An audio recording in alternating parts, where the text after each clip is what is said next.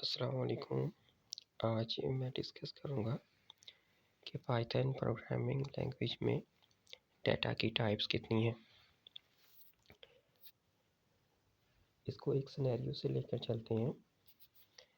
Let's see کہ emergency department میں 56-year-old میل کا with the complaint of shortness of breath, vital signs shows tachycardia 125 beat per minute, tachypnea 34 per minute, blood pressure 156/86, temperature 38.4, saturation 88%.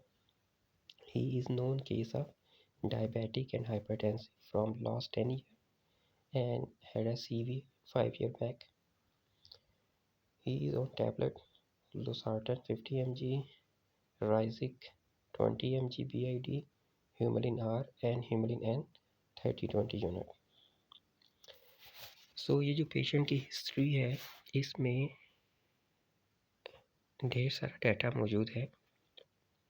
For example age موجود ہے، it's a data, ٹیکیکارڈیا is another data, known case diabetic and hyper tension, medication list and different items اس کے اندر موجود ہیں۔ اگر دیکھا جائے تو جو پیشنٹ کی ہسٹری ہے it's consist on a lot of datas, ٹھیک ہے۔ اب جو پروگرامنگ لینگویج ہے اس کے اندر ڈیٹا کو مختلف چیزوں میں ڈیوائڈ کیا گیا ہے، جیسے ایج اور ٹیکیکارڈیا یہ نمبرز کے ذریعے اپیئر ہو رہا ہے، اور اس ڈیٹا کو کہتے ہیں نومیریکل ڈیٹا۔ نومیریکل ڈیٹا مین وہ ڈیٹا جو کہ نمبرز پہ مشتمل ہوتا ہے۔ پیشنٹ کی ایج ہو گئی، ٹیکیکارڈیا، ریسپیریٹری ریٹ، پھر نون کیس جیسے کہ پیشنٹ ہے ڈائبیٹک اینڈ ہائپرٹینسو، کہ جو ڈیٹا سینٹینس میں ہوگا وہ اسٹرنگ کہلائے گا۔ جیسے آپ انگلش میں کوئی چیز لکھتے ہیں تو جو چیز بھی ریٹن فارم میں ہوگی وہ اسٹرنگ کہلاتی ہے۔ اسی طریقے سے پیشنٹ کے اوپر میڈیکیشن لسٹ ہے جس کے اوپر ملٹیپل میڈیکیشن ہوتی ہیں، تو وہ جو میڈیکیشن کی لسٹ ہے یا وہ ڈیٹا جو لسٹ کی شکل میں ہوتا ہے اسے کہتے ہیں لسٹ۔ اس میں ایک اور ڈیٹا ٹائپ ہے which is called ڈکشنری۔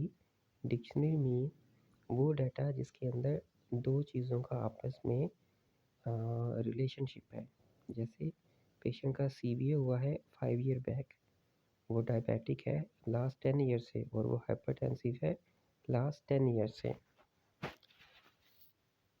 اگر ہم اس کو سمرائز کریں تو جو پائتھن ہے اس کے اندر بیسک ڈیٹا جو ہے وہ 4 قسم کا ہے۔ نمبر 1 از نومیریکل ڈیٹا جو کہ نمبرز کو ڈیل کرتا ہے۔